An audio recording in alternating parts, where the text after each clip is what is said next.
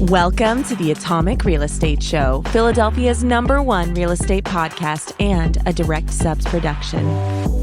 Real estate investing is not rocket science, and on our show, we'll delve into best practices with a focus on the small things that add up over time.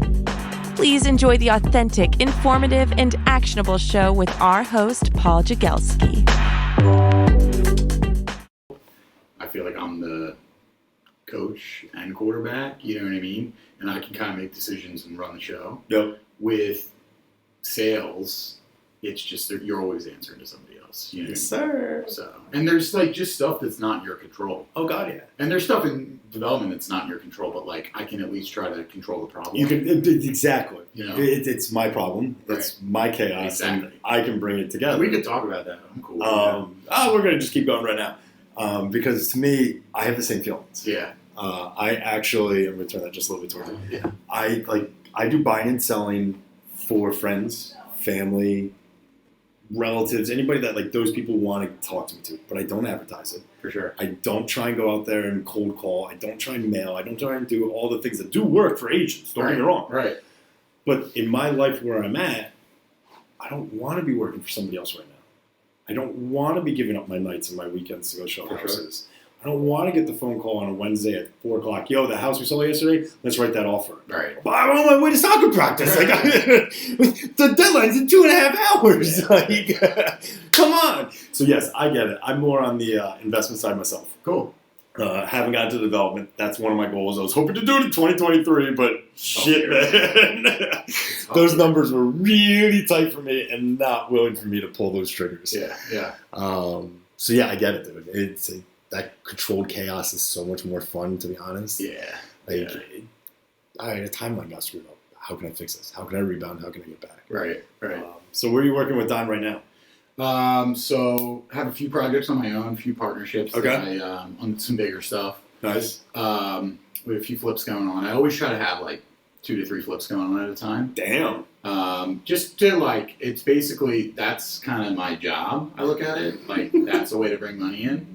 And then I funnel that back into my rentals, right? So it's like, let's just use round numbers. If I make $100,000 on a flip, that'd be a great flip, by the way. But, that'd be phenomenal. Yeah. But if I tell me where you get that flip special these days right now. For sure. But if I do, then I just kind of funnel it back into the rentals, and that's kind of like the way I think about it. My rentals can cash flow.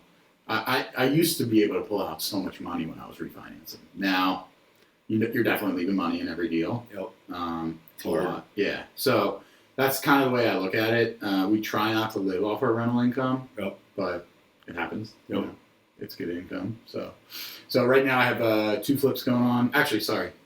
I guess you could say 5 flips. So I have a triplex projects in Fairmount that we condoed each one.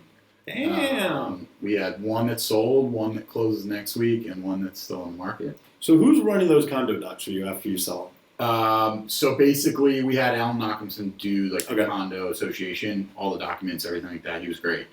We're gonna pass it off to kind of the buyers when it's all said and Okay, done. so you're I think they have to, and this is my first condo project ever. So okay. That's what I was asking because I've never been a part of one. I think they have to designate like president, so to speak.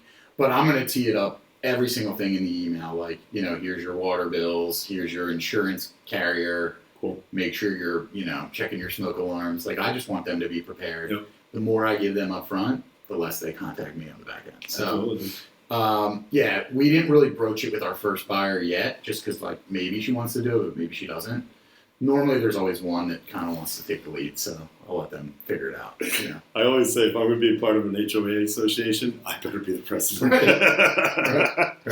There's no way I'm sitting back and being like, yeah, blank check. Yeah, seriously. So it's funny because they have like $1,000 capital contribution that goes at closing, and I emailed the title company. I was like, where'd that money go? What happens? The guy's like, we mailed it to you. He emailed it to my old address. I got it. He fixed it, but I was like, I didn't even think, like, I have to open a bank account and do all this stuff.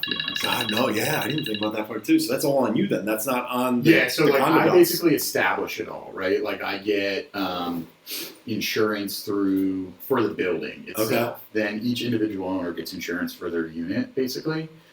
But it's kind of like a collective, like all the capital would go into one bank account that's shared. Their water bills get paid from that account, stuff like that. So All right, so it's almost like a landlord. pretty much, No shit. Okay. pretty much. That's I really- don't deal with it. Yeah. So But that's the nice part about it. Right. As the developer, you actually get to walk away, and somebody else gets to landlord it. that's my hope, but we'll see. Are We'll see. there like legal time frames that you're still technically? I know as the developer, you would be. It's a minimum of 1 year, but as like the condo owner association thing. Not that I know of. Okay. I mean, like I said, we'll pass it off when they're Yeah. all closed.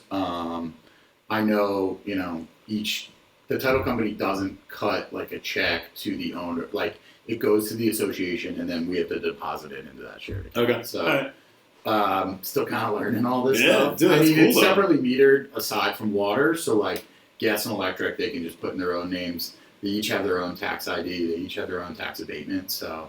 Well, that's Exactly. awesome. Yeah, yeah. Dude, you really put some work into that one. It was a big project. Yeah, I mean, it's been How almost long? a year and a half. Okay. I'd say. I mean, it was a big job. We underpinned the basement 2.5 feet, so it was like the most. I think we took 15 truckloads of dirt out. It was. Oh my gosh. Yeah, but I figured my idea was like if we're gonna underpin and take that risk, I wanted to do it right. Yeah. So now the basement has full 9-foot ceilings, and Dang. there's 2 bedrooms down there, so it's nice to have that ceiling height for sure. Holy cow, Yeah. man. That's awesome. Normally, I'd say right now we're not really underpinning and finishing basements. It's just too expensive and too risky, So what we've but on that one, it was either a 1-bedroom first floor unit, right, or a 3-bed, 3-bath by finishing the basement. So the economics made sense to finish, and no regrets. Dude, that's awesome. Yeah, we got. That's a long project, though. That's a lot of It's headaches. been for a long lot of time. Yeah. So not only did we underpin, we built back, we did a roof deck. So it was a huge job. Oh, wow. You almost went down to the ground then. Pretty much. It's I mean, you almost kept the construction. 4-wall structures, and that was about it. Yep. 3. Great, right. Exactly. Yeah. Holy cow, dude. That's awesome. It was a big job, yeah. And that was my first time ever, I bought a bunch of multifamilies before, but ever, chopping it up and condoing it. But it was a great strategy. The price point's been really good in this market. Where's this located? It's in Fairmount. Nice. It's a really good block, 23rd That's and awesome. Brown. And it's like a big brownstone building. It's beautiful.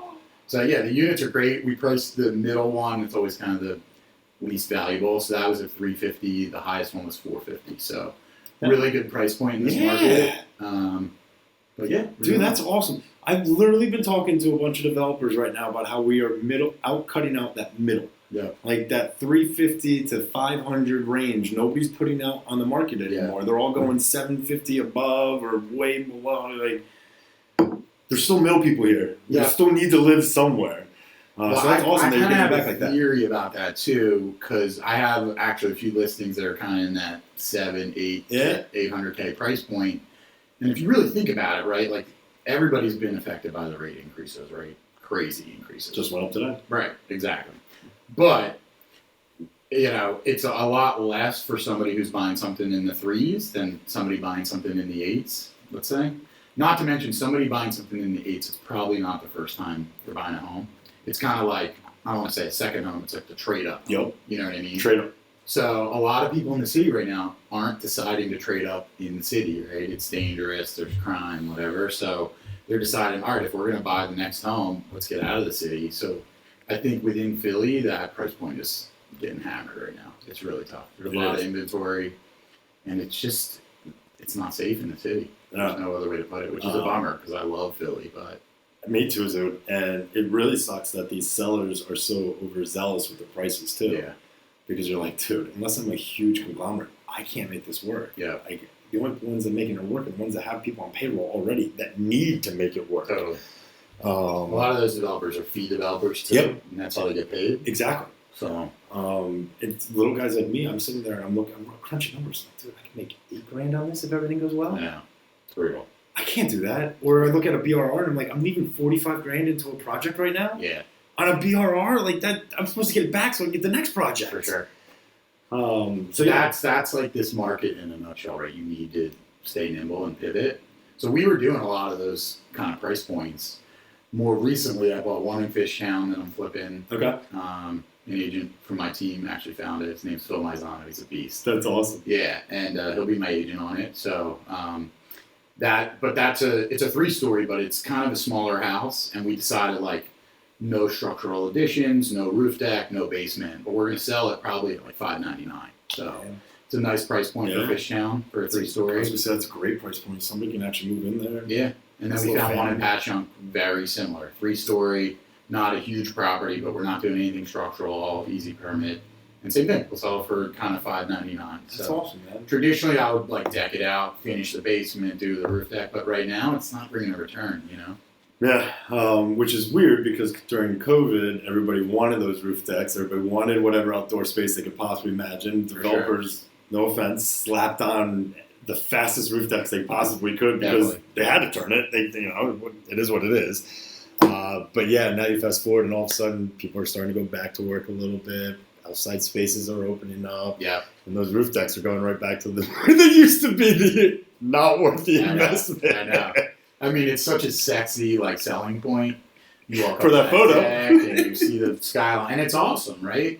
But we're lazy, man. We schlep up four flights of stairs. You get tired. So yeah, dude. I don't know. A lot of people aren't using the decks like they thought. I have decks at my house. I use them, but not as much as I thought I would. Surprisingly, I will say I do see sitting out on those little breakout decks, I call them, or the smokers deck, as I really call them, the little tiny ones. Just getting some fresh air. Just getting some fresh air. Right. So they are using those, oddly enough, but they're not going all the way up because, as you said, they're lazy. They just want to open the door and get some fresh air.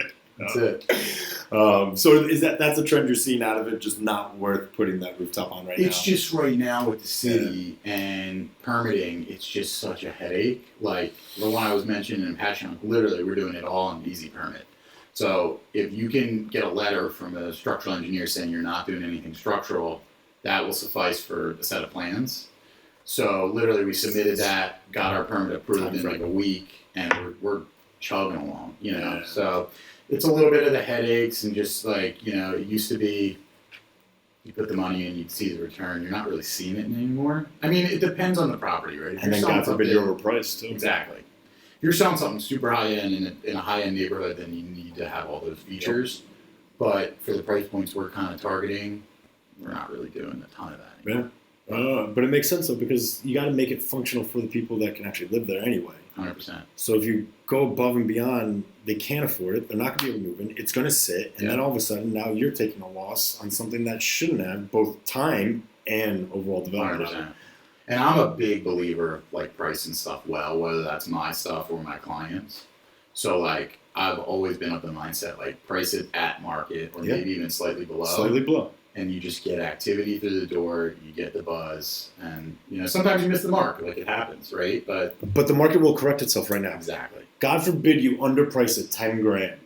Trust me, you'll get 50 more offers than you probably expected to. So you have to do more work on the back end, but it'll correct itself. On the flip side, you overprice it $10,000, dude, you might be sitting 3 months. You're absolutely right. And that's the norm now. We're going to be having 60 to 90 day days on market, at least. That's just the nature of the beast. There's more inventory, buyers are more picky, and it happens, right? But that exact example in Fairmount, I had 5 agents reach out to me after we listed, and that was found by another agent of mine. His name's Todd Miller. He works at Caldwell.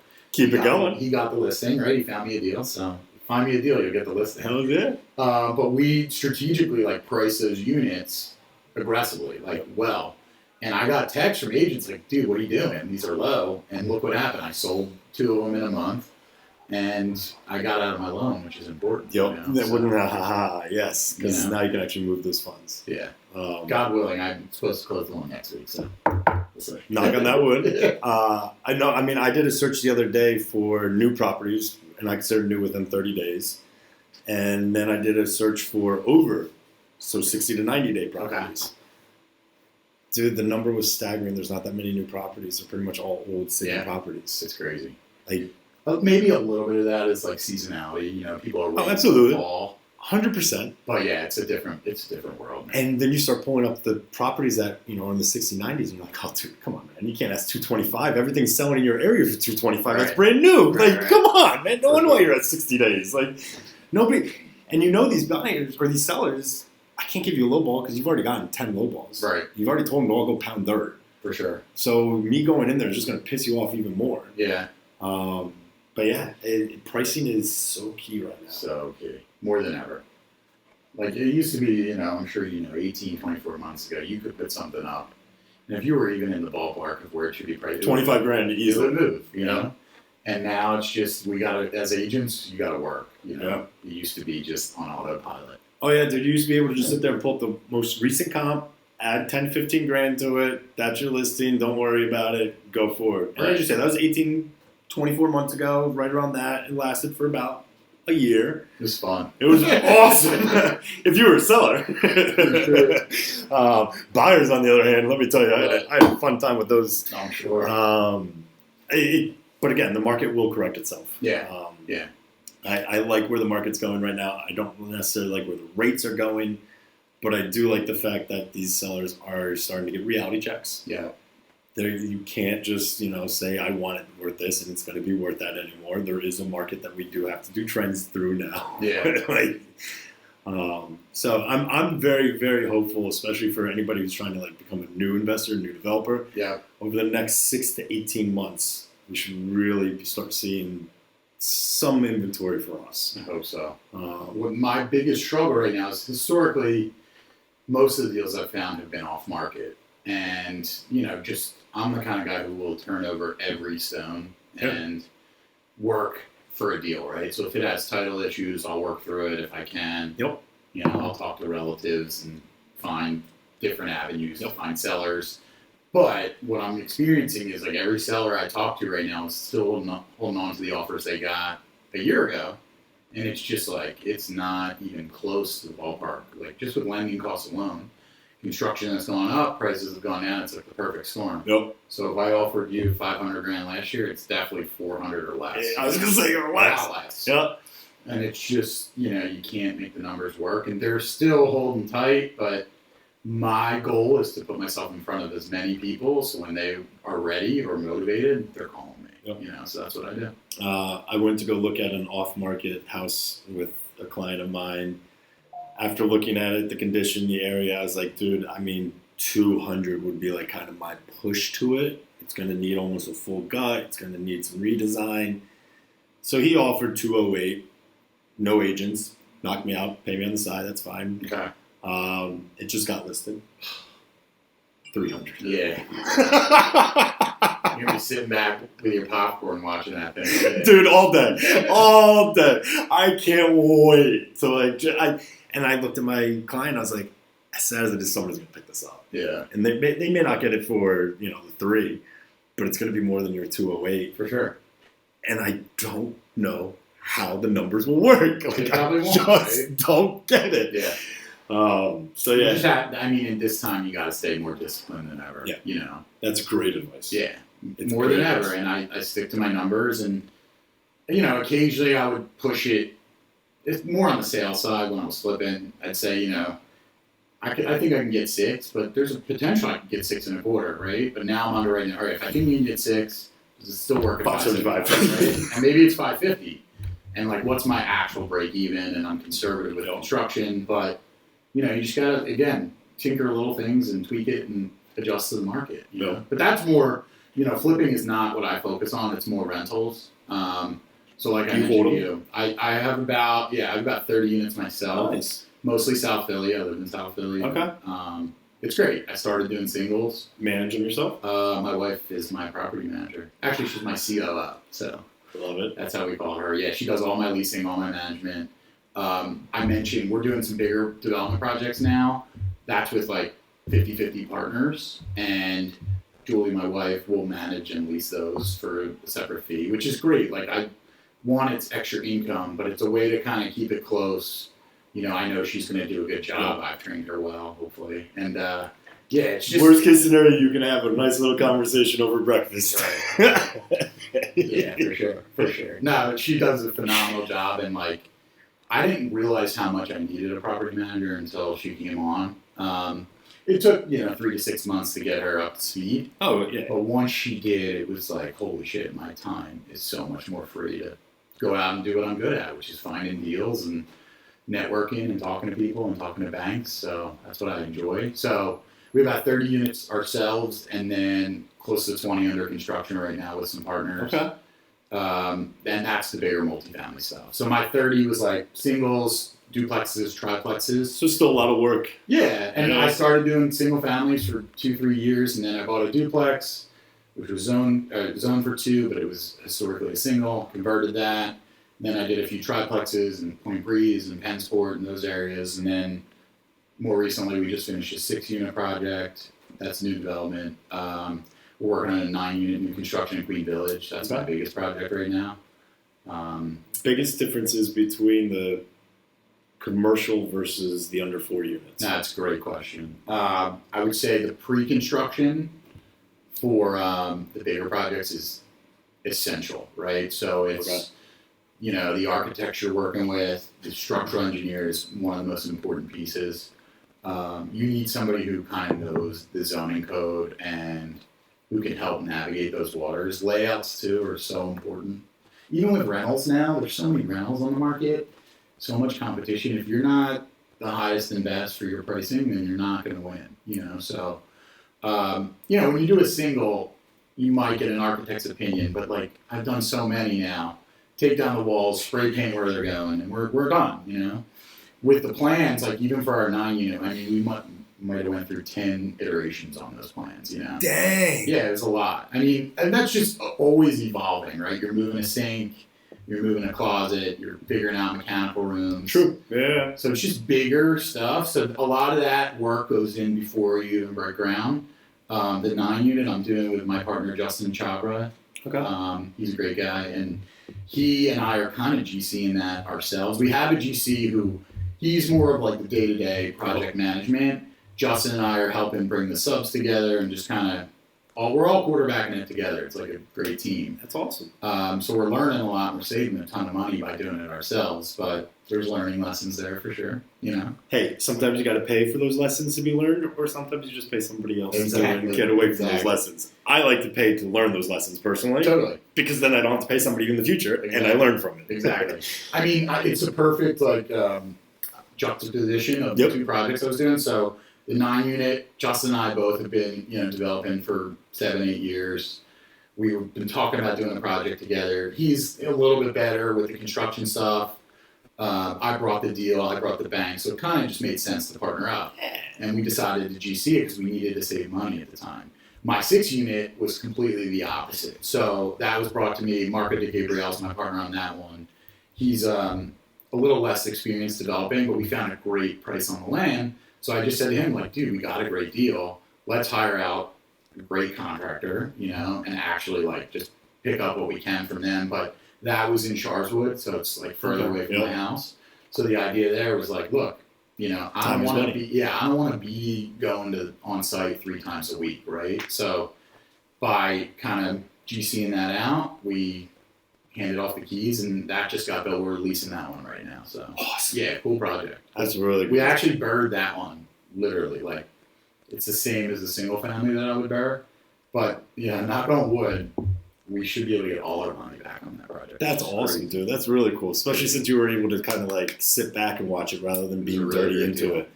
Yeah. And something you mentioned in there, though, that I want to highlight, you ran the numbers for each deal, and they sure. came out with different answers. For sure. So you did different things. Yeah.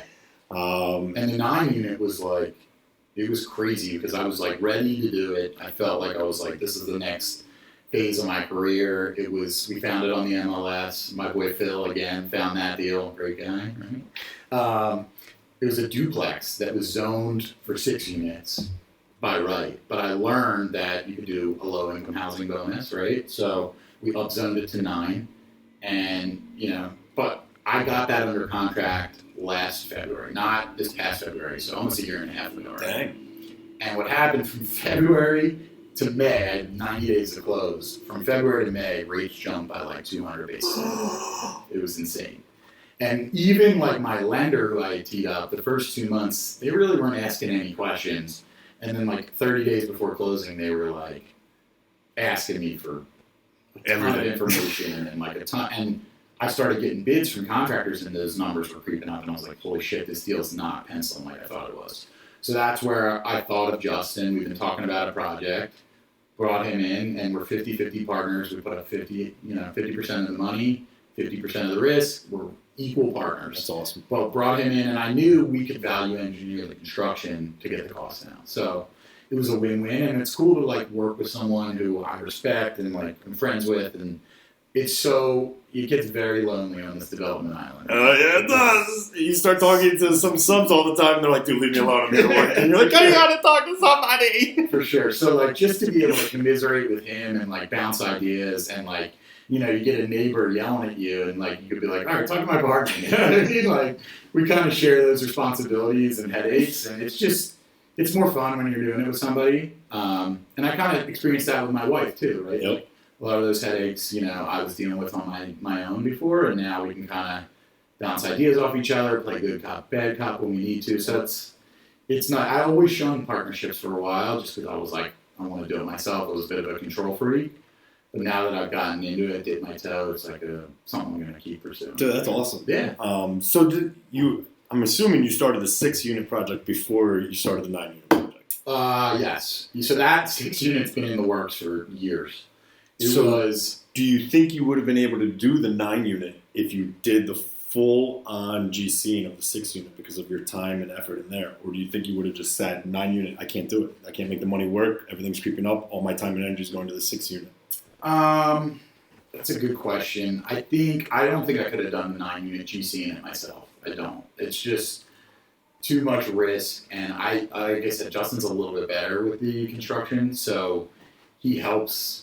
He's a little bit more on site right now. I would say like kind of pre-construction, I was doing more with the bank, getting the loan, teeing stuff up like that. So I just don't think I would have been confident. But now that we're doing it and I'm in the weeds, I could definitely do it. Not to mention like we've both spent a lot of time like finding good subs, vetting them. So like what's awesome is like you have a good sub, you can use them on a single, you can use them on a bigger project, but you have that person who you're loyal to, so. And one of my points out of that was you did the right decisions. You ran your numbers, you got the right answers out of it, and you made the right decision.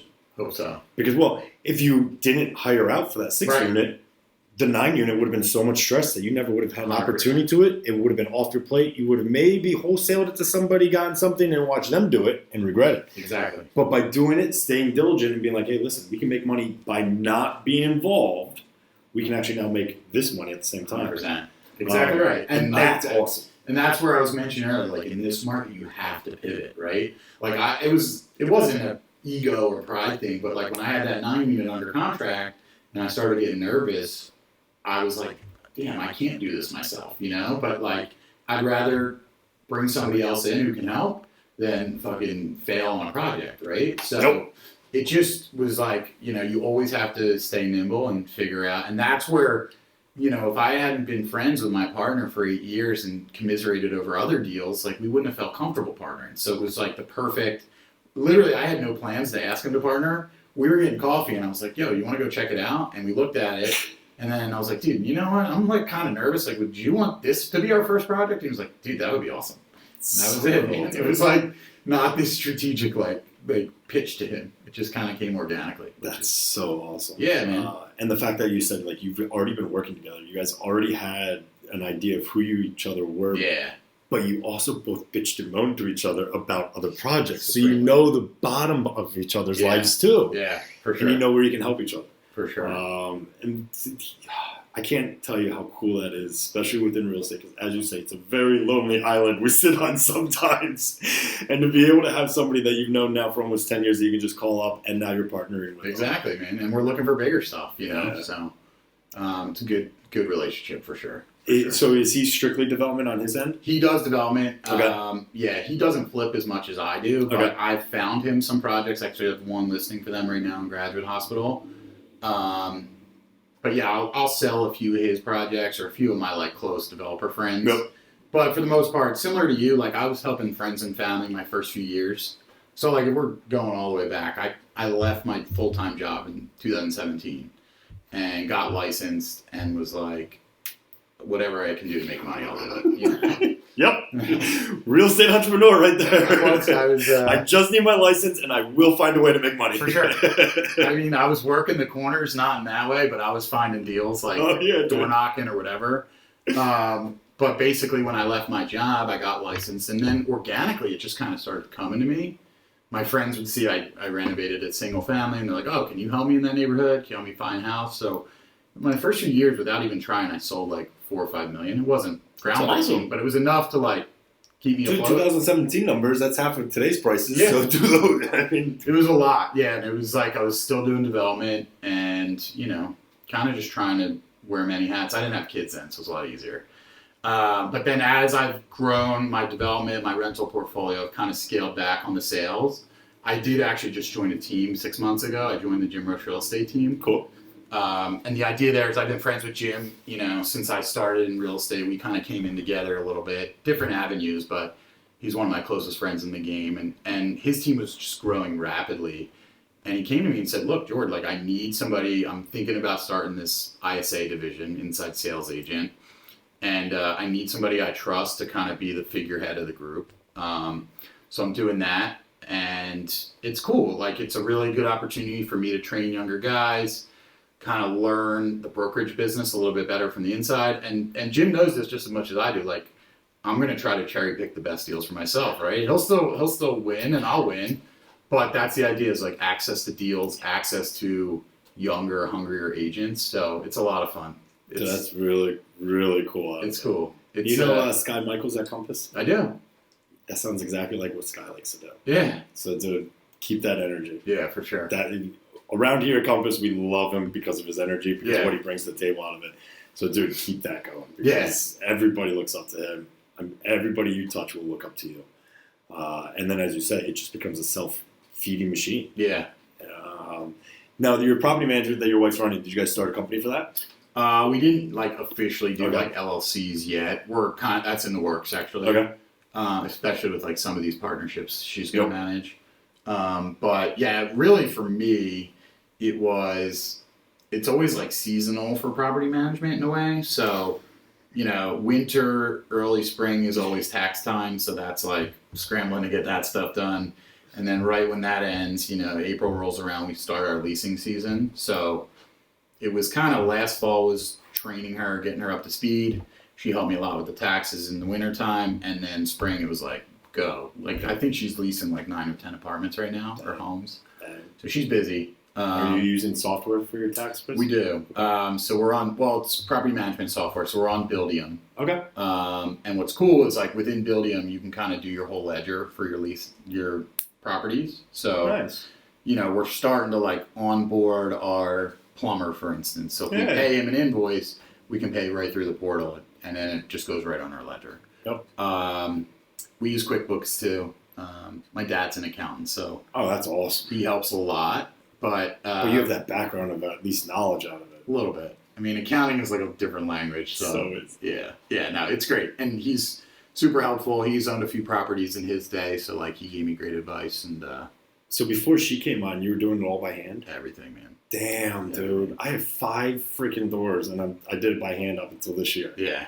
I mean, the accounting wasn't... I mean, a lot of our stuff, if you think about it, we renovate down to the studs. So most of our homes are brand new. And, you get 1 or 2 maintenance requests. It's mostly... To me, it's more keeping those bills straight. Right. It was more like, I would get like exterminator's always the biggest one, of course.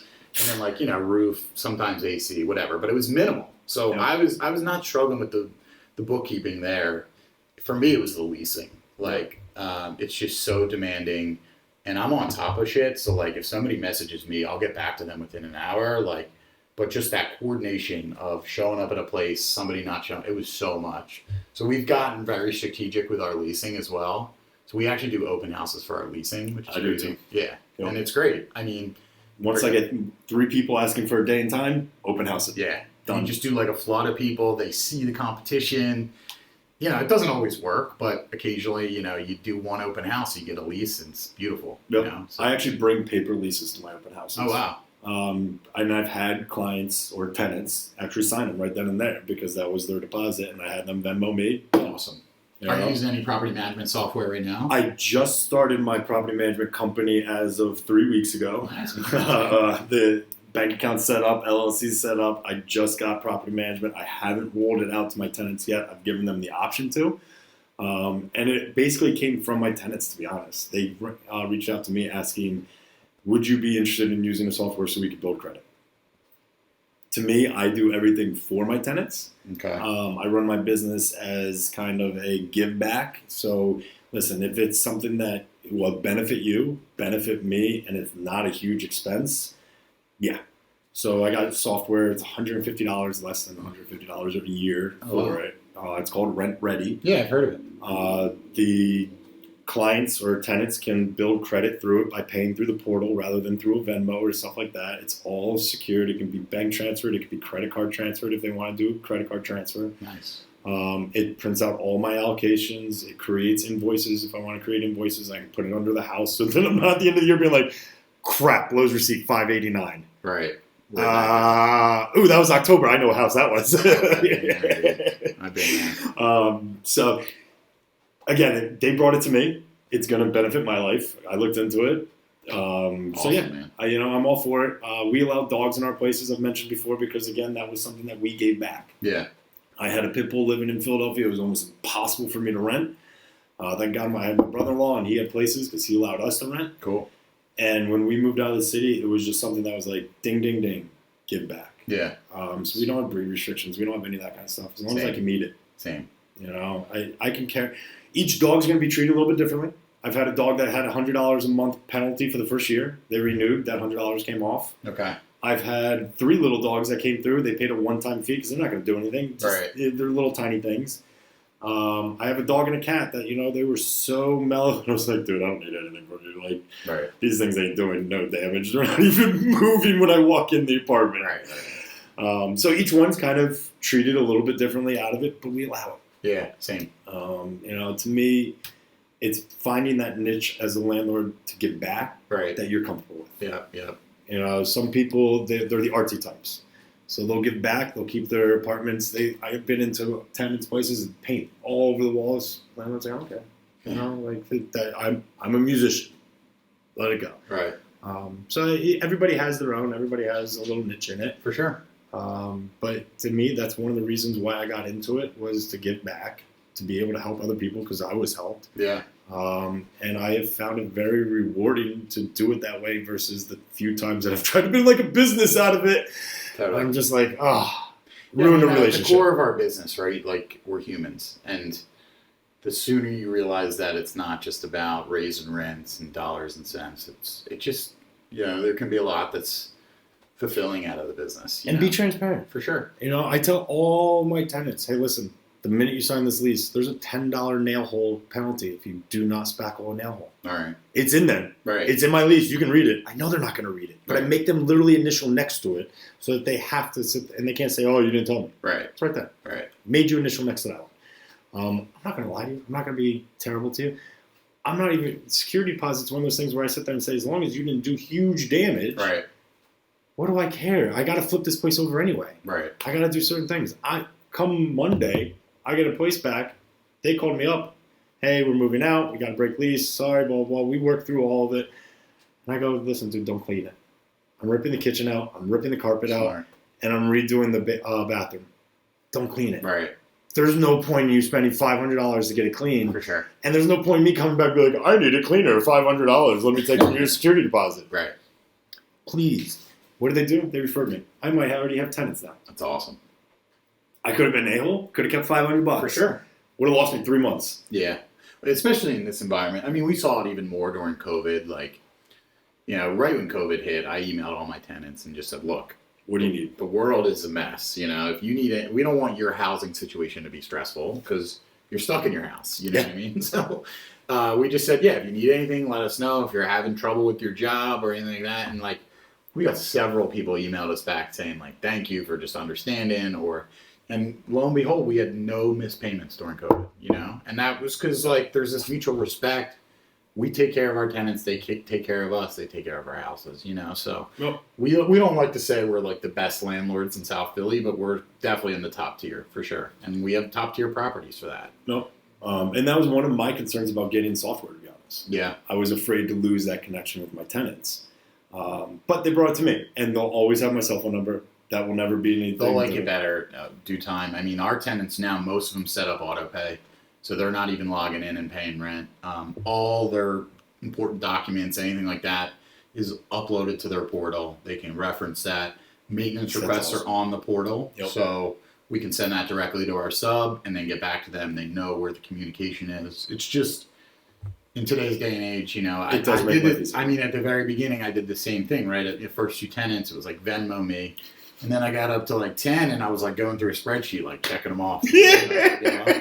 And I was like, there's got to be a better way. So the applications are all on there. We do the credit checks on there. They can get rental insurance on there. So, like, it's just a one-stop shop. Rental insurance. Yeah. That's cool, because then you actually have access to it. Yes. And that's an important one. I actually just learned this, that if your tenants are displaced because of an emergency, let's say it's a fire, and they need somewhere to go, your insurance, my insurance, wouldn't cover that. Correct. Their renter's insurance would cover it. So we're now making that. I mean, we've always kind of pushed it on them and made it a requirement, but now we're like, look, if you don't have it, it needs to be in place in the next 30 days, you know? So. Yeah, that's a good point, because I will say I've been very lax about it. And I straight up tell my tenants, listen, I'm not your parents. Right. This is a mandate. Right. If you get screwed, it's on you. Yeah. It's $100 for the year. Yeah. It's the cheapest freaking insurance in the face of the earth. Yeah. But it covers almost literally everything. Yeah. When my wife and I were engaged, we were still renting. We had renter's insurance. We went down to South Florida on a vacation. She came out of the ocean, her diamond was gone. Oh, man. Renter's insurance covered it. Oh, it does? 100%. That's awesome. Because we registered it. It was the biggest purchase at the time I ever made in my life. It was 5 figures that I was like, listen, I don't care. We're putting this. We send in all the docs, send in the appraisal, send all that in. And within 1 month, they came back and were like, here's your acceptable ring if you accept it. And they gave us a printout. They gave us all the stuff. If you accept it, we'll send it out and have it made. Oh, they got a ring for you guys. Oh, yeah. Wow. Yeah. Because they had our documents of what the original ring was. Cool. So all they had to do was go find a replacement that fit the exact same That's specifications. The I's, the K's, the whatever, all the E's. I don't know. Yeah. I'm not a jeweler. But, yeah, it was so cool. And then that's the day that I fell in love with renter's insurance. Yeah, for sure. Anything and everything. I just lost a 5-figure freaking rock, and it was It's awesome. done. So, again, I like your advice out of it because I've been very lax. Yeah. And God forbid something doesn't. So have we. I mean, look, you can never encapsulate every little detail in your business, right? But you try, and you hear stories, and you just try to prepare for emergencies, right? And that's an emergency situation. You do umbrella insurance? I have a ton of umbrella insurance. So One for my each first, LLC? so the way I did it, my first 10 properties went in my personal name. Okay. So you And maxed the that one idea out. there was like the financing is much better, 30-year fixed, no DSCR. So we were able to find the first few in our name, but there's liability there. Somebody trips and falls, they can come after all your properties. So what we do is get a huge umbrella policy. It cost me a few grand a month or a year, but it's worth it, right? It's protected. 100% worth it, dude. So we have that personally. We have one commercially for bigger, just more protection. Yeah, I didn't realize umbrella went up to commercial. Yeah. That's so awesome. yeah, we have for the LLCs basically. Yeah. So we have that stuff, and I mean it just helps you sleep at night. Where do you put your LLCs out of? Meaning like which state? Yeah, do you do like the We do it all, Delaware or any of those? I try not I'm a big believer in North karma, Dakota, man. Delaware, or whatever. I know a lot of guys are going to Wyoming. And Wyoming, that's what themselves. I really strive to try to do the right thing in my business, and look, stuff happens and people might not like you, but I really push to just do the right thing, and hopefully karma will be on my side. I'm just maybe I don't protect myself as much as I should, but I'm a big believer of just do the right thing every day. You have kids, that's their job to get to the next step.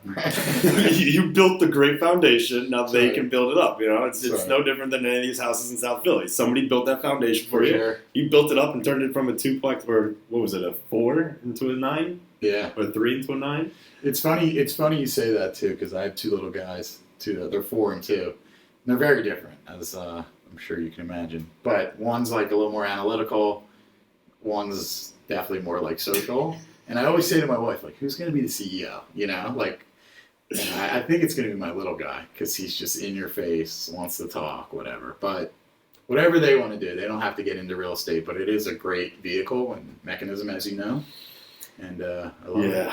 College, I had this conversation with my 9-year-old the other day. college probably is not in his future. Trade schools, Yeah. I'll send him to. I'll give him $10,000 and tell him to go to Europe for a year. Right. Before I almost send him to college right now. Yeah.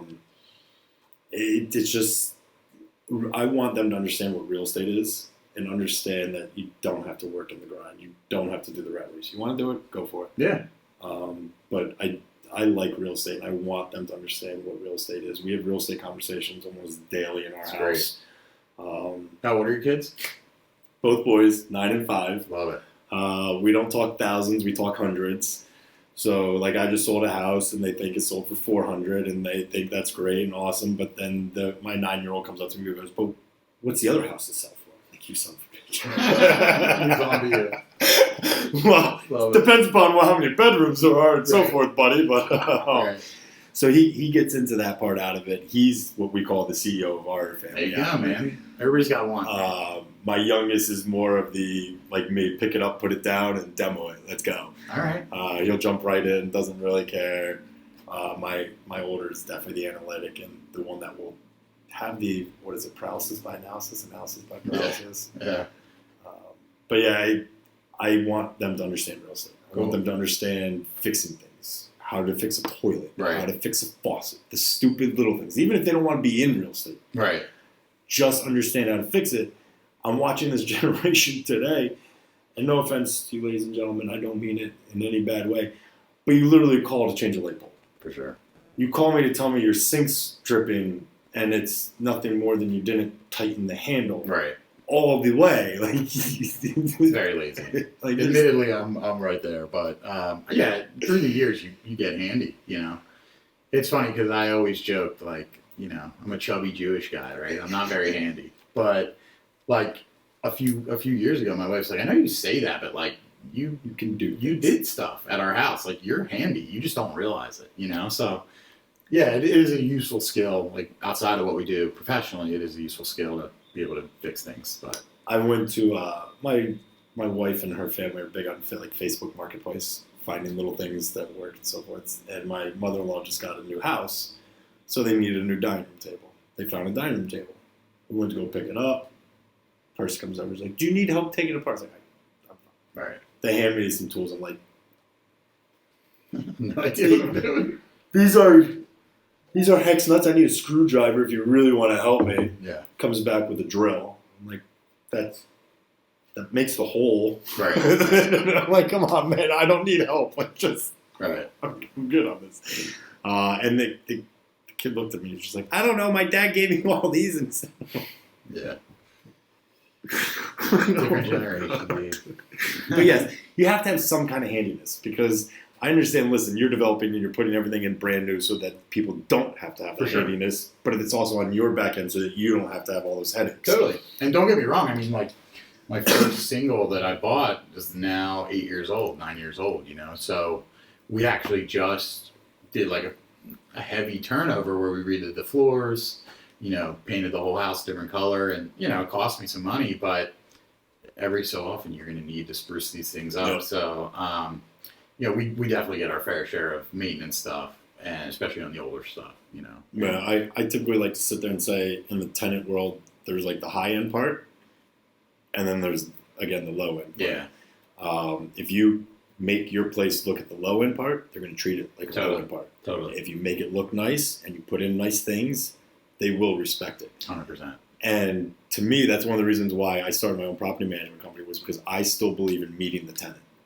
And I don't believe in posting my stuff on the MLS, even as an agent, because I want to meet that tenant. Same. I do not want to talk to an agent. I do not want to see paperwork. I want to talk to that 100%. tenant. 100%. That's one thing, I say to my wife, like, look, you're not going to do this forever, or we don't want you to do this forever.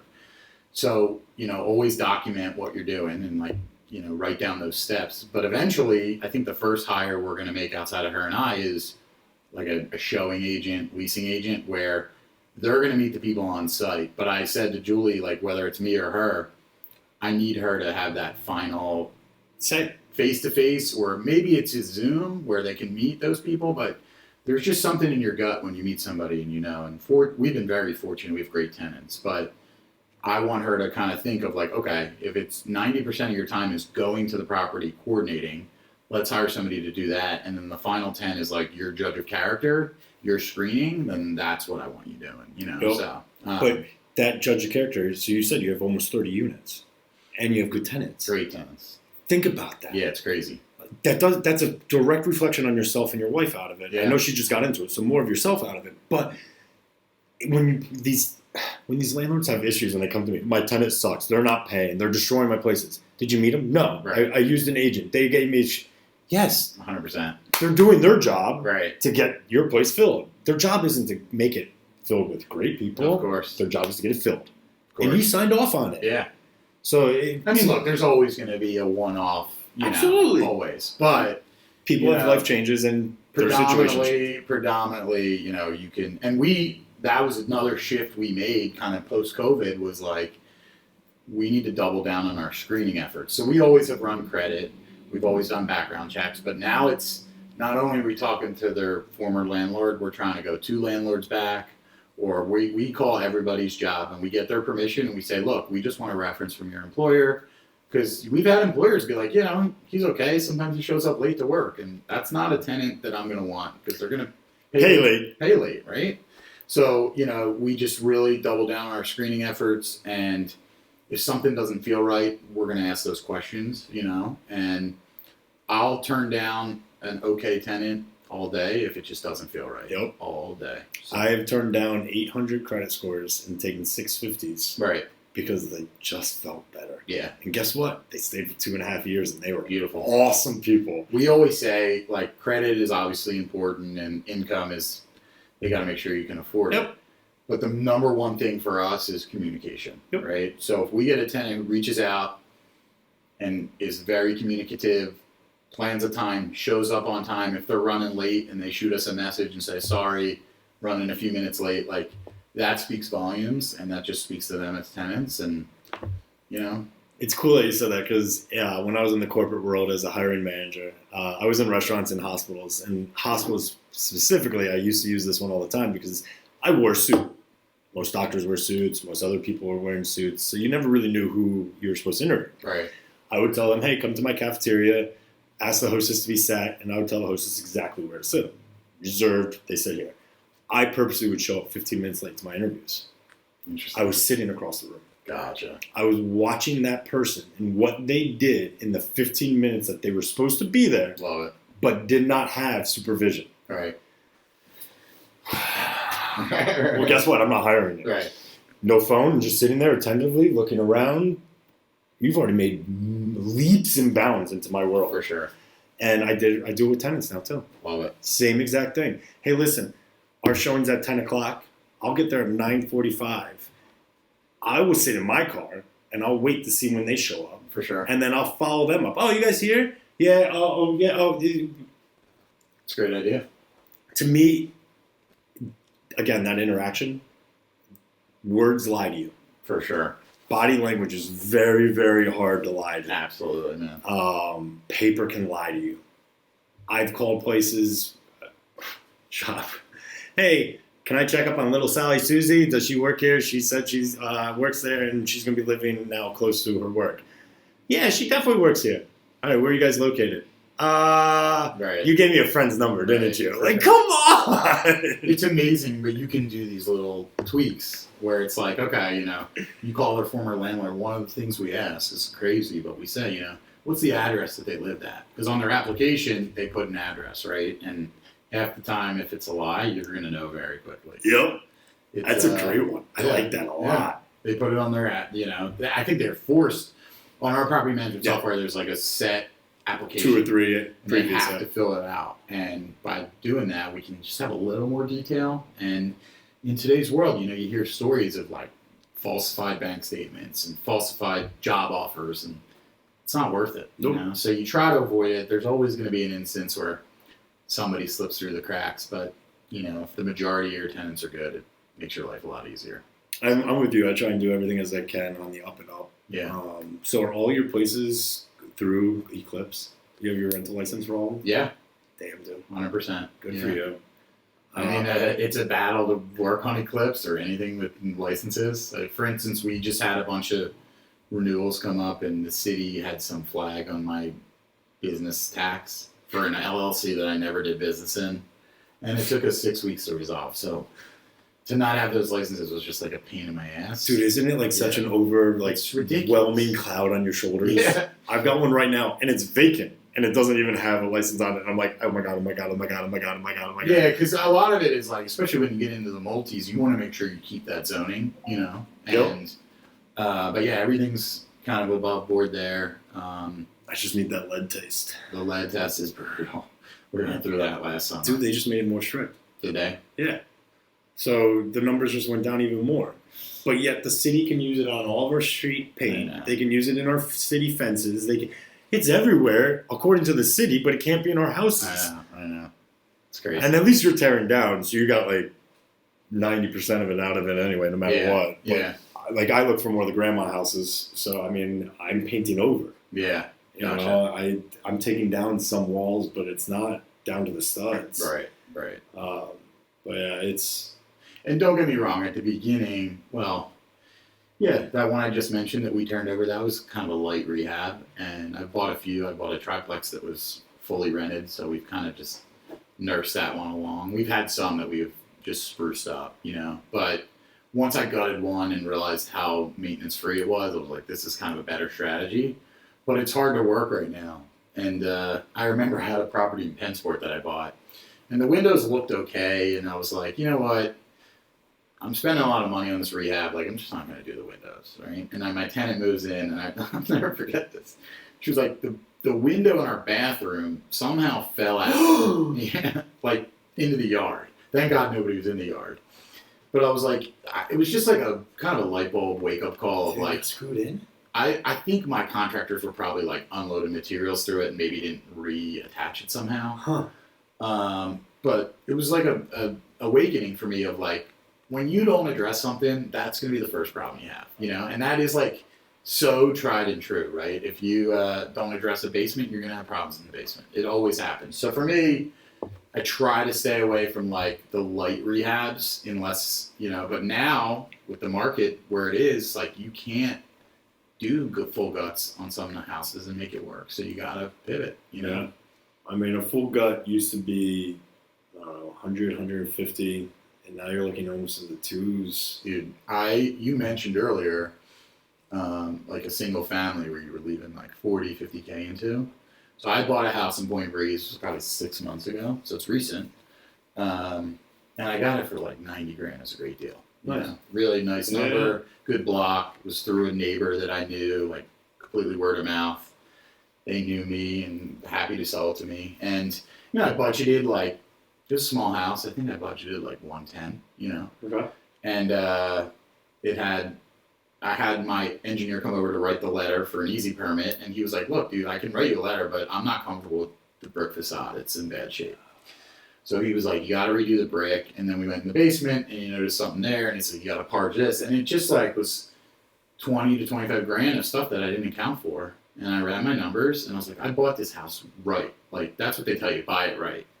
And even with the shift in rates and whatever, and I closed, like, because it was such a good deal. Yeah. And I ran my numbers, and I was like, I'm going to leave 50K into this single family with where the... That you bought at 90. Where the debt service is, right? Holy hell. It was crazy. So, you know, I was kind of panicking about that. And I was like, look, you know, if I have to leave money in, that's where the market is. But I was very fortunate. I actually got cold called from a guy at New Western. He was like their manager. And normally I won't even answer their calls, but he sold me pretty well, and he kind of juiced up my ego. But he said, look, man, we need inventory in South Philly. I know you do a lot in South Philly. So I said, well, I have this one. I just bought it. It's a shell, blah, blah, blah. A week later, it was sold. I was able to get out of it. I don't know who bought it. Probably somebody out of state. But, you know, I only made 10 grand when it was all said and done. But, you know, to be out of that kind of headache and obligation, and you know, it was just a win-win, and hopefully the buyer's doing okay with it.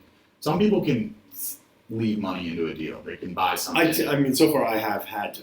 Right. Because, yes. I mean, now, don't get me wrong, I do it in every deal, right? But what I'm saying is, like, out-of-state people just need to place money, might not use debt, whatever. For me, I survive off recycling my money and doing more and more. So I just couldn't, you know, stomach leaving that much into a single. And I was fortunate to get out of it, but it happens all the time. You know? Yeah. So, But no, for any of those people out there that have to leave money into it, all of my properties, I own 3 properties, had left money into it. I just over COVID refinanced my single family, which took all my personal money out of it. But that's how I bought the other duplex. Love it. So yes, I was telling you before, my goal in 2023 was to start BRing, maybe look for a flip, something along those lines. The numbers just weren't there for leaving that amount of money into it. Long-term holds were making more sense for leaving money into it. Yeah. And now the problem is I refinanced 2 of my properties at 299, took most of my money out of one, took all my money out of the other. Yeah. I'm never going to want to retouch those things. Never. But according to my business plan, every 5 to 7 years, I'm going to refinance them because I need that equity out because I need to recycle. Right. Cash, recycle. We all heard it a million times. Other people's money is much more powerful than your own. Totally. One of the biggest eye openings I had was about 2 months ago. Somebody did a drill with me where they did 25% down, 5.5% down, 0% down. And then the final one was all cash. Okay. All cash was the least profitable.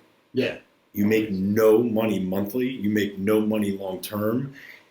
To buy a house all cash makes no sense. Yeah. 25% down, you make money, but it's going to take 5 to 7 years to recuperate and to do it right.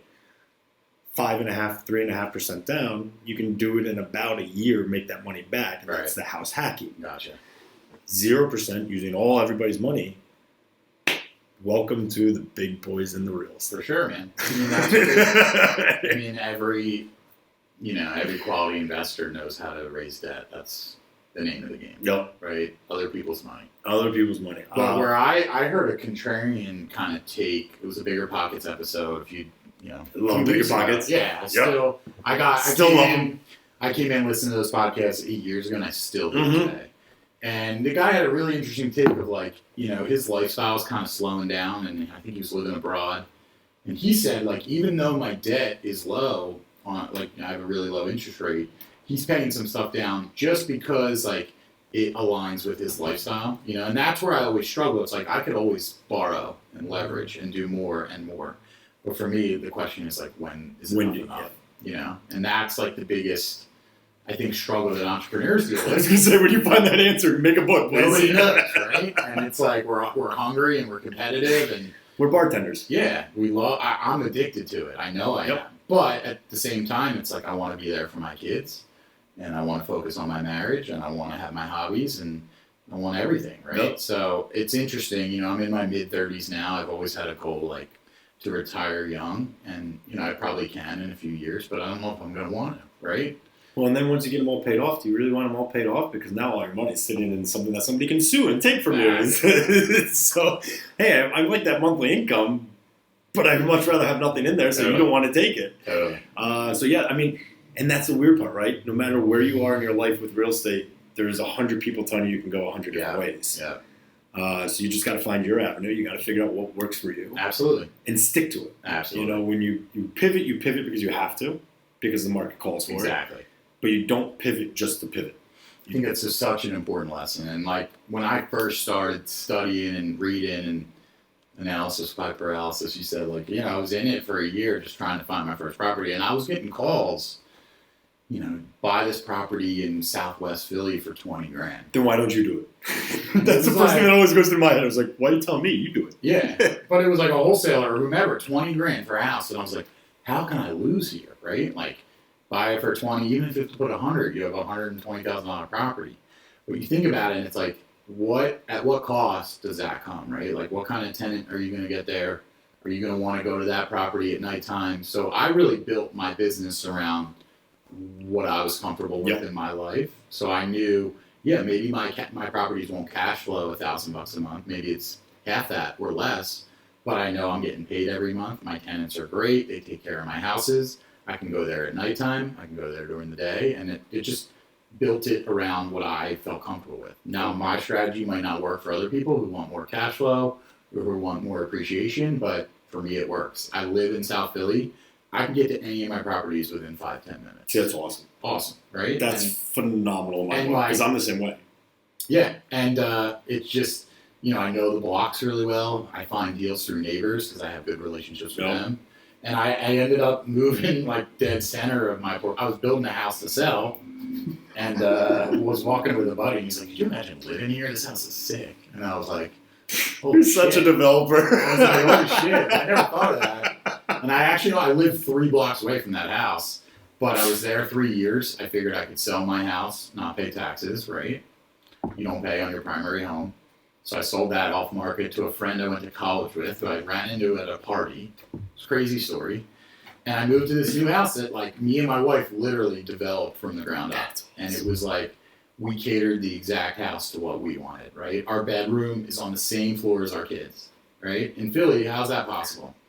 Can't be possible unless you build it yourself, right? So it's just, that's what's awesome about real estate is you can build it around your life. Yes. And that's what I love. Yes. That's what I love. There's clients of mine that are buyers and they get into a house and, they buy and you ready to sell your other one? No. We got to renovate the first one, the new one first. I'm like, right. Live in there for a year. Please just live in there for a year or two before you renovate it because you're going to put a kitchen island in there and then you're going to bump your shit in every 3 minutes and you're going to freak out about it. That's right, dude. I understand not every place can be lived in. I understand some of the renovations have to happened. But the more you can live in a place to understand it before you renovate it, totally. It is so worth it. And, you didn't just buy and renovate to what you wanted. You've renovated so many places. You've been in and out of so many hundreds of thousands of houses. You knew what you wanted. Dude, that's such a good point. Because there's a project in Pennsport on, it's 4th and 5th and Reed Street. It was a bunch of 200 townhomes. And one day, this was 5-6 years ago, me and my wife, they had an open house. We're like, let's pop in. And we popped in, and the layout was so sick. The kitchen was in the middle of a townhome, right? So it was really cool. It had a huge island, and you had the dining room on one side and the living room on the other side. So it's if you're in the kitchen, it serves you're connected. The nucleus of the house. Yeah, right? Which it is always. And I said, on a smaller 14-foot wide footprint, you can't do it. Fortunately, our house was 16 wide and very deep. And I said, Drew, let's do the kitchen island in the middle. So we have a 14-foot island. We have a dining room on one side. We have a living room on the other side. Our basement, our dining room overlooks the basement. It's vaulted. So our kids can play down there. We can cook dinner. It's just it's functionality, right? But I couldn't have done that. It's almost suburb living in the city. It is. We have a suburban house in the city. Yeah.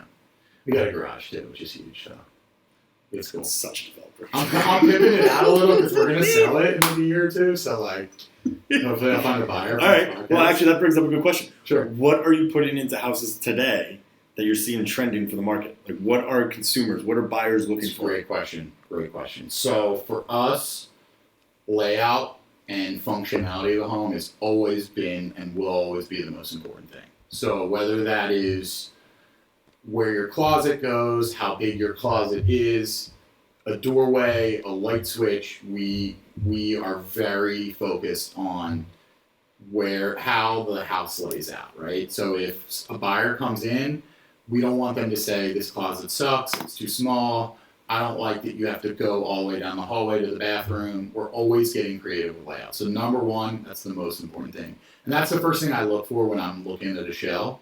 Do I have the size to make it? If it's going to be a 2-bedroom and I'm underwriting it as a 2-bedroom sale, do I have enough to make 2 bathrooms, right? So a huge question, and that's not just for our sales stuff. This is for our rentals too. First few rentals I bought, 1,000 square foot South Philly single family homes. We were doing 3 beds, 1 bath every time, right? And there was no half bath on the first floor, and the bedrooms were all tiny. And I realized, when we started leasing, all my applicants were students or 20-year-old kids, and it just, not that there's anything wrong with that, but they weren't the most qualified tenants. So, after house 4 or 5, we pivoted, and I said, let me try a 2-bed, 2.5 bath, right? So you go upstairs, each bedroom has their own bathroom. Yep. The front bedroom has a primary closet, it's huge. The downstairs has a half bath, and we lease those to young professionals in a heartbeat, right? So that was just a huge shift. So I won't do 3 bedrooms anymore if they're tiny bedrooms. It just doesn't make sense. 2 things I want to point out there.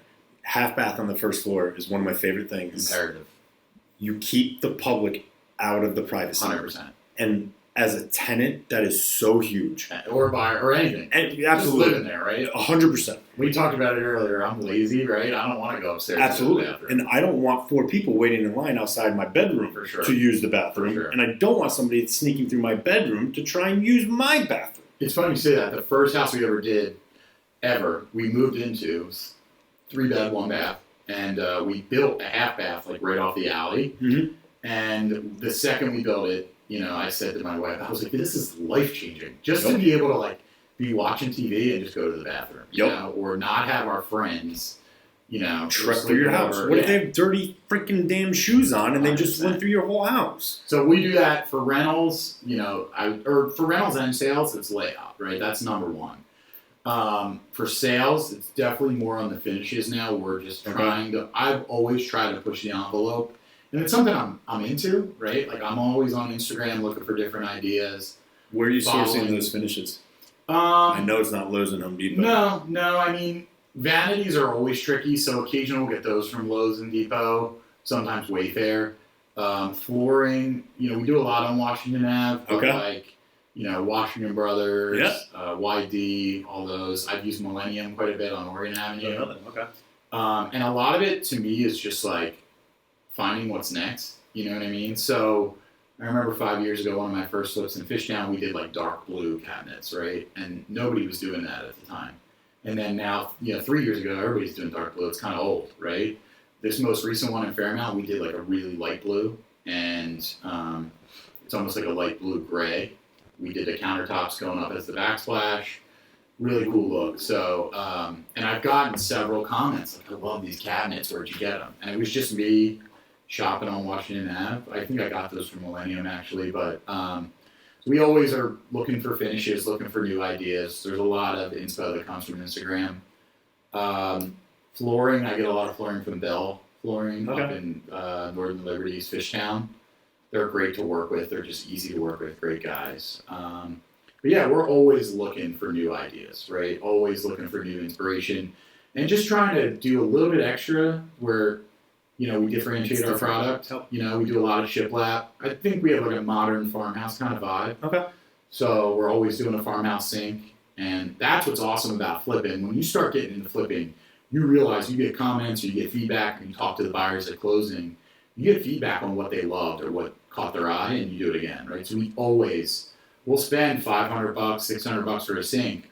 But deep to have a huge, wide clay sink, it's amazing, We do always farmhouse sinks. We're always doing shiplap somewhere.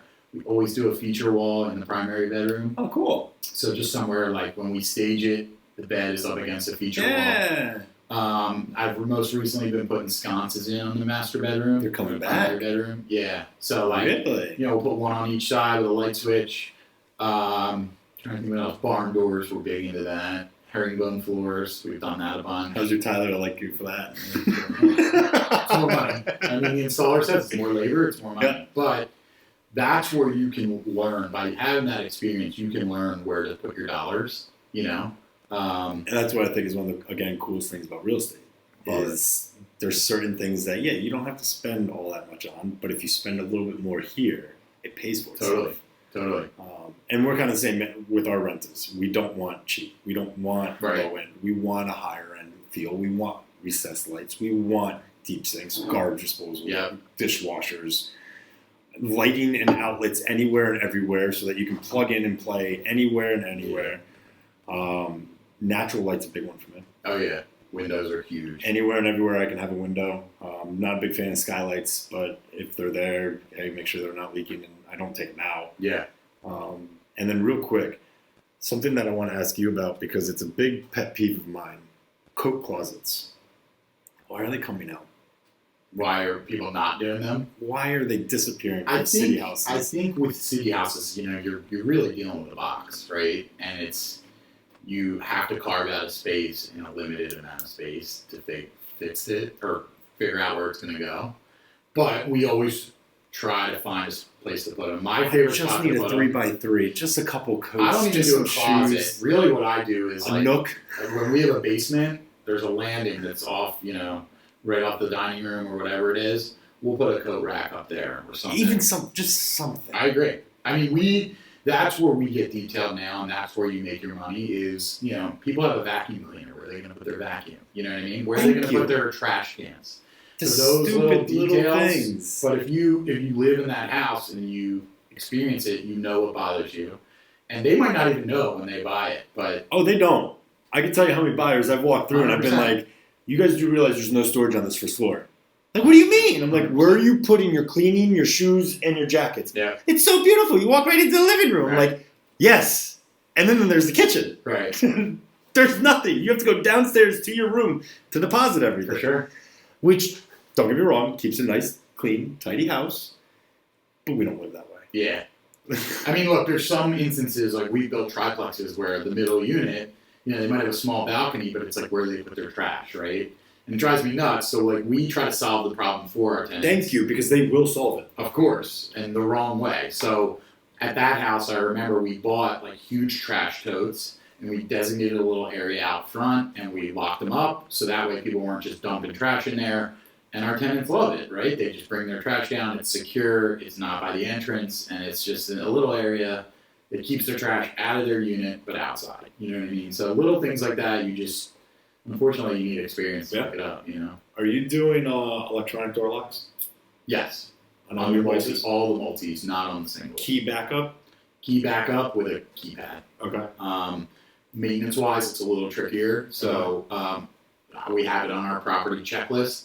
Whenever we have a move-in at one of those triplexes, we change the batteries, right? Just to stay ahead of, hey, we did it 6 months ago, but if it dies, then we're going to get a maintenance call. And for what, a $2, $3 battery? And that's huge, right? We now have a move-in or move-out checklist where it's like we're changing the air filters no matter if the tenant did it or not, right? We're changing batteries. We're changing smoke alarms, like little shit. Do you rely on your tenants to do the air filters? We do, which is probably something we're going to pivot.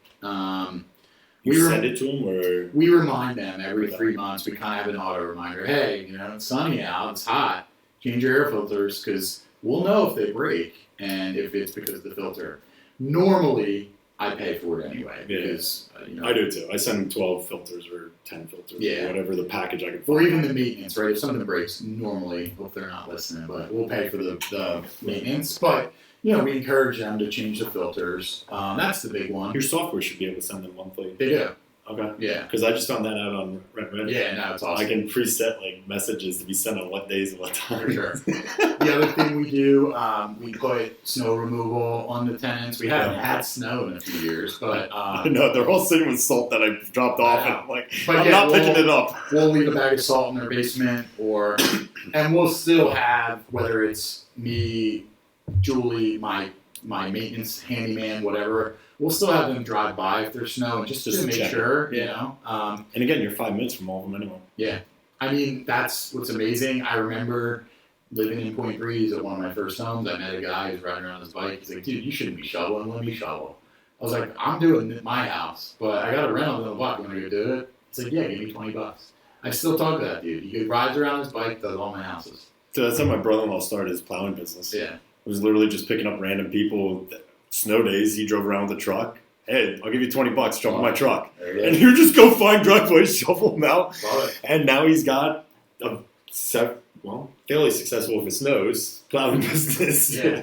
That's one thing that's weird. I enjoy shoveling snow, not like backbreaking, but your sidewalk in Philly is going to take you 10 minutes, right? But I like getting out, being in the elements, right? And just meeting my neighbors, talking to them, being out on the street, you get to know people. And I'm a big neighborhood guy. I believe in Philly a lot. So I want that to come back. Yeah. We need that to come back. I know. And a lot of, I'm not lying, like at least half, if not more of my deals have come organically from neighbors or bird dogs. I love it too. Yeah. Communication, talking, getting to know people. 100%. As a society, we are losing that. 100%. Left and right. And that's my business, right? Like I've cold called, I've paid for some marketing, but my core business is like getting to know people, giving them a referral if they find me a house, and like doing good business. And I've never, I swear to you, had somebody leave a closing table upset with me or feeling like they got taken advantage of. And I rarely have had negative feedback. Never have had negative feedback after the fact. That's awesome. And that feels great, right? It's not just I got a good deal, but I help somebody out of a bad situation. It's a win-win. That's how this business should be. A win-win really is. This isn't life and death things. Right. These are long-term, slow-moving, Titanic-type things where there's no reason that we both have to lose or one has to 100%. lose. We can walk out of this both feeling good about it if we talk and communicate. Yeah. You know, half the time we're all arguing over $2,500 or $1,500 on a $400,000, $500,000, $700,000 house, and I'm sitting there going, ladies and gentlemen, Right. we are talking about less than 1% of what we're doing here, and that's what we're being pig-headed about. Absolutely right. And I've had so many instances where I've done a deal with a seller where they were like, look, we had an offer for $10K, $20K more from somebody else, but you just had a good vibe, or you communicated, or you were upfront, you explained things, and like that's all it is, right? I think in our world, everybody's so involved with instant gratification, right? That's it. Like, They're used to hiding behind their phones. Exactly. They can go on Twitter, they can go on Instagram, they can go on Facebook, say whatever they want to whoever they want. Exactly. But once it comes down to face-to-face, Can't do it. they can't. And I'm the opposite of most, right? Like most people nowadays, they have a big win, they close a big deal, Post they it. Post it. Yep. Right? And I'm like, I don't need people to know that I just made this amount of money, right? It's important because like you have to have a reputation, you have to build your brand. But like for me, you know, I like to fly under the radar, man. I don't need to brag. So I started real estate 4 years ago, and I actually about, I don't know, a year ago, somebody came up to me and they're like, what happened to your Instagram like presence? I mean, dude, I was posting 2 to 5 times a day, depending upon what was going on during that day. And it became the point where I was just like, I didn't like that person. Yeah. I didn't like the person that was always looking for this to be able to boast about versus just being. 100%. And the odd part is, dude, you've emailed me a couple times now, so you've gotten my auto away message that is now on everything. I try and keep my cell phone away from me as much as possible. Yeah, it's great. As much little email as possible. I hate email. Email to me is useless. You have my cell phone number. Call me or text me. When it comes to Instagram, Facebook, and all that, it's all fake. Yeah. None of that's real life. You're looking 100%. at 1 second of somebody's life and they're reading their words of positivity that AI wrote for them so that it came onto my algorithm. You're absolutely right. So it's a sham. Yeah. And then it's no different to me than looking at the FDA and looking at your marketing. It's all a sham just to get you to buy a product. Yeah. So if you can eliminate that and do this, For sure, dude. shit, man, Yeah. life actually turns. Shovel your snow, get to know your neighbor. Go rake your own lawn. Right. Go sweep your steps for once. sure. Like, see your neighbor out and go give them a bottle of water. They're not going to take it. They're going to say they're fine Yeah. because they got the house behind them. Just offer and say hi. Yeah, for sure. We need neighborhoods back. I know, man. Philly especially, because I we know. have started to lose that brotherly love and go into brotherly hate. Yeah. And to me, it all kind of revolves around that hiding again behind the phone. Because if you can stay faceless, it doesn't matter how you interact. Yeah. And that this new generation, right? I'm sounding so old right now. I know. We're in our 30s, dude.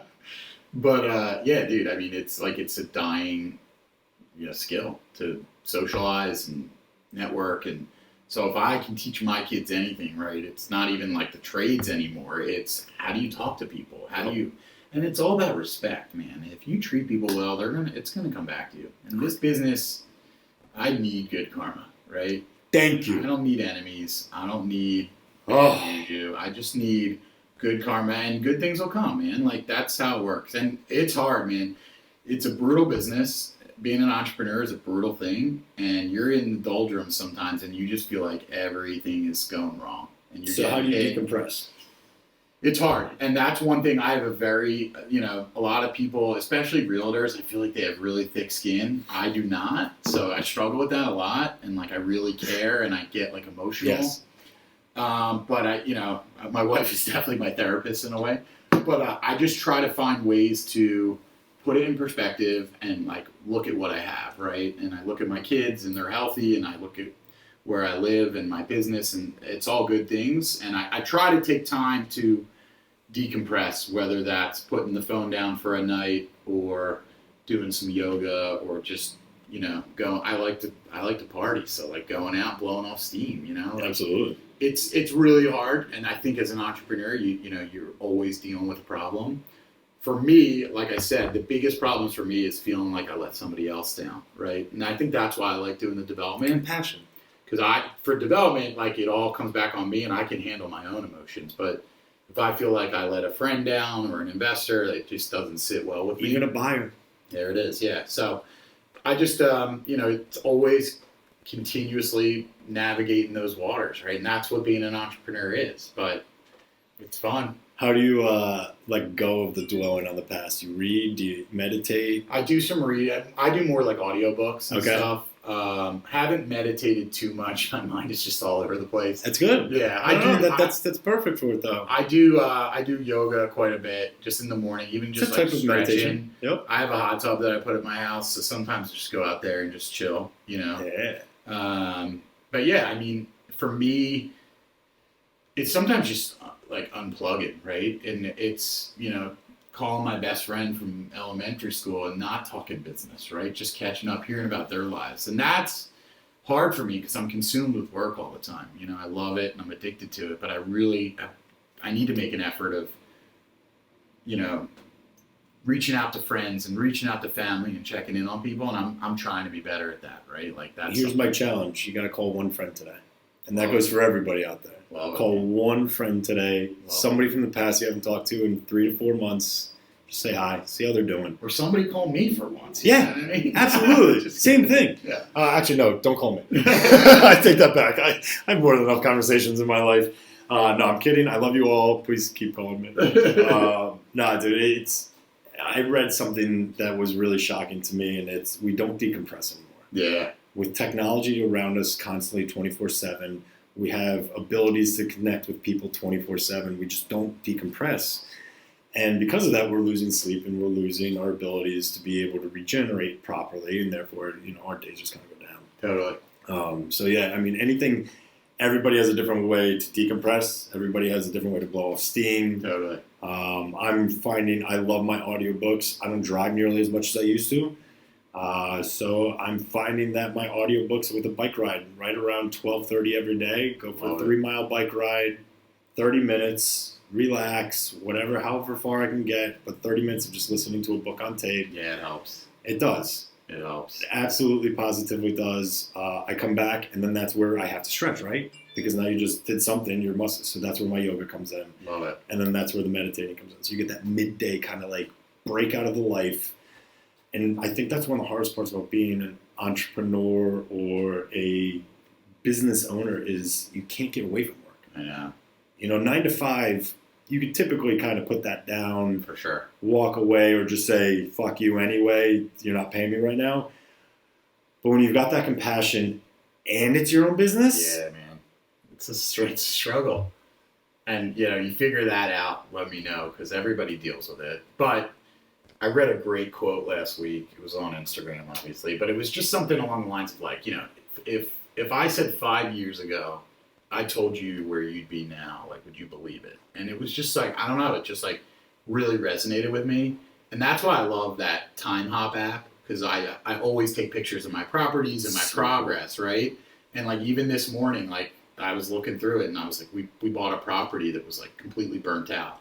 And I remember I was terrified. And now looking back, like I could do that in my sleep, but just like that recognition of where you've come, and I'm never content with where I'm at, but like you have to realize like where you've grown, it's so important, man. So. Shit, dude, real estate's a very scary world. My wife and I almost got divorced over our first duplex deal because we were so scared of it. Yeah. Like we had different mindsets, we had different mentalities, we had different like focuses. Right. And fast forward 4 years, and now we're like, where the fuck is the next deal? That's it. Like, do I have to take out HELOCs? What do I got to do? Yeah, exactly. Like, how many banks do I have to go take out different loans just so I can go get different deals? But then I'm like, I can't leave $100,000 in a deal. Can't leave $100,000 in a deal. Like, and that's hard too. And then it's compounded by you go on social media and you see your colleagues buying deals, posting about deals. So it's like, what am I doing wrong? Yep. Right? But that's where it's like, unplug, take a step back, and realize what you got, man. Yep. And nobody's posting about their struggles, right? No. They're posting about their wins. Yep. So for me... And are they wins? We don't know. We don't know. That's the other part about it. I mean, I know developers that have quite literally told me they haven't bought a winning project in the last 9 months, so they have to keep buying because they need their staff to be working. They need what they're winning on is the tax breaks. What they're winning on is the back end shit that doesn't really see it. Absolutely. But on the front paper side, they're losing money left and right. Right. But they have to. They have to get creative and sit there and be like, all right, this property is not zoned for this, but we can make it zoned for this, and we can put these things here and slip it in. Right. So I give you, ladies and gentlemen, tons of props. This has not been an easy market. COVID was a lot of fun, but at the same time, for developers, you were competing with everybody because everybody thought that they could freaking develop. Everybody thought that they could be a landlord. Everybody thought they could be entitled to it. And they didn't know the numbers. So you're coming in at a house that was probably worth 200, giving 210 just to try and feel nice. And 100%. somebody else is coming and be like, I'll give you 400. And you're like, dude, what? Shut up. That was my life for 2 years, But that, again, is coming at it organically and knowing the right people and doing good business and having that reputation, right? Philly is a small city, man. It's a big city, but it is a small city. So if you do the right thing, people will know. You do the wrong thing, that karma is going to come back to you. And going back to that karma, it really is. I mean, I don't know. To me, I'm big on karma. For sure. I will allow people to say break a lease early. If I know they're moving 2 blocks down to buy that house that they didn't tell me that they were buying, guess what? They're going to be living 2 blocks down. No way I'm going to make their lives miserable. It's true. Have a great time. I'll see you guys around in the neighborhood. Yeah, man. Well, but any last advice you can give to our listeners before I let you go? No, I mean, I talk to a lot of younger people who are, early on dipping their toes into the water. I mean, I remember my first deal. I hunted for over a year, and I moved back to Philly. I was living in New York to get into real estate, and I hunted and I got my first deal, and I waited 48 hours to sign the contract. After it was it's your deal. I was just so scared, and I didn't sleep, but in life you got to take risks. And the most important lesson I ever heard, another quote was in 10 years from now, are you going to regret not buying it, or are you going to regret buying it and figuring it out and learning? And it might not be a success, right? But 10 years, you don't want to regret never doing it, right? In life, you got to take risks, and I've made some good ones, I've made some bad ones, but that's how you grow, and that's fulfillment in itself, right? So if you're on the fence, you're thinking about getting in the game, do it. I'm not saying do it stupidly. Don't quit your job. Be strategic, but take that plunge, and you won't regret it. Even if you don't make money, you'll figure it out, and that education is invaluable. So I agree. I'll keep it there. I could talk all day. So can I. This is a made up stat, but 99% of all entrepreneurs sit there and say they never regret anything that they did. They only regret what they did not do. That's it, bro. And again, I'm not a big fan of the overall word of entrepreneur because I think we're more business people, but I get the entrepreneur that we grow and we look for weird, crazy shit to do in our lives. But that's you got to do it. Yeah. I can't tell you how many times I've talked to investors and I was like, what's your biggest regret? Should have bought that fucking property. I know, man. There was just that one. And, actually, no, last year there was actually, it's always what they didn't do. Yeah. It's never, ever, ever what they did do. My biggest regret is it took me 2.5 years to jump into this. Of me listening to audiobooks. You're in it, man. Me running numbers and being like, ooh, this could work. Ooh, that could work. Ooh, this could work over here. Never bringing it to my wife. Never explaining it to her until the very first one. And then the shit that caused. So yeah, I mean, don't not do it. That's right. Be 1% better. As you say, do your education. Right. Listen to books, read books, talk to people, go to networking, do those little things so that you get a little bit of confidence. Yeah. But do it. Don't not do it. That's it. I'm wrapped up. You wrapped up? I'm good. Just give me a follow. My company's called Dime Properties. I was going to say it out on social media. I was going to say, how can everybody get a hold of you? Not that I care. Yeah, my company's called Dime Properties. I'm licensed with Jim Osh Real Estate, so my number's on our website. And I'm here to Sorry, dude. This thing is supposed to be turned off. Oh, good, man. I'm here to help. So if you guys need help or you need advice, I've had so many people help me in the game. So reach out and this was great, dude. Dude, I love it. Yeah. We're gonna do a follow-up because I want to follow actually a couple of your projects. Cool. I want to see where they go, how they go, some of the goods, some of the bads, Yeah, especially this sure. condo one. After you get rid of all of it, I want to hear kind of how, because I've never been involved with any condos. It's been a battle, man. That's an interesting one to me that I would love to follow on. Yeah.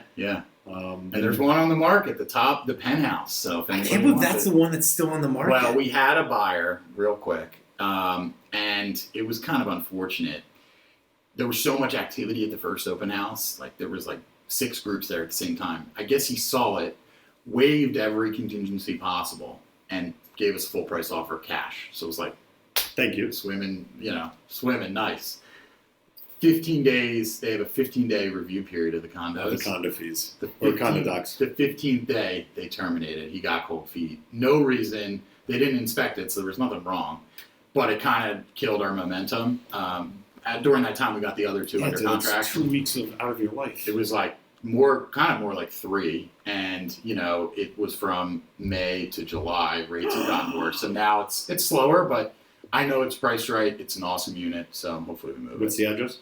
866 North 23rd. Nice. It's a good piece. That is a good piece. So- I like that too. And dude, there's a lot of walkability around that too. Fairmount's awesome. Yeah, man. Transportation, walkability, all of it. But yeah, so now we know how to get a hold of you. We now know your addresses. Anything in the pipelines that you're excited about that you want to tell everybody about?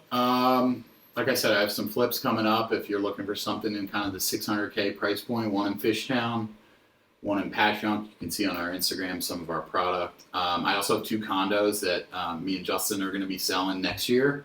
Theirs are in Queen Village off 3rd Street. Okay. They'll hopefully, God willing, we'll each have parking, which is nice. So Damn. if you're looking for that. My main listing right now, Graduate Hospital, is on Dorrance Street, 1040 Dorrance. It's a fucking phenomenal house. Market's been slower, tougher price point, but somebody's going to get a deal on that That's house. awesome. And then, all of our rentals are on Dime Properties. You can see it on my Instagram. And, just, Sweet, dude. yeah, man. Well, all right, everybody.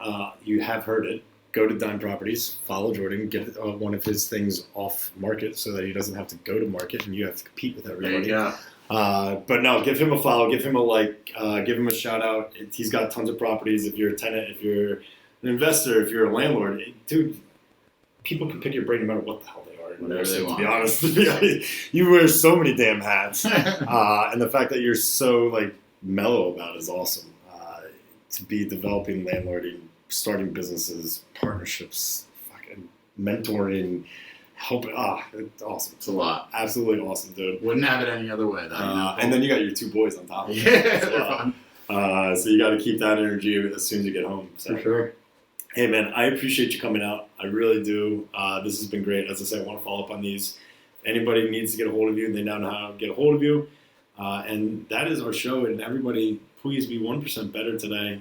Take a step towards Jordan's direction. I will tell you, you are living my 5 to 7 year plan right now. Awesome. By the time I'm like 40-ish, 45-ish, I want to be right where you're sitting. Wife pulled out of W-2.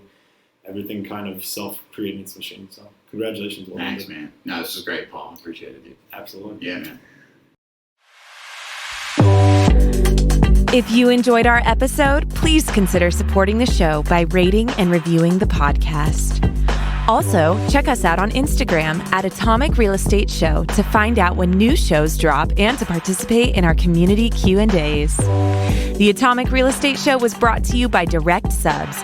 Direct Subs is the #1 place for real estate investors to connect with local contractors for their flips, rentals, renovations, and new construction projects.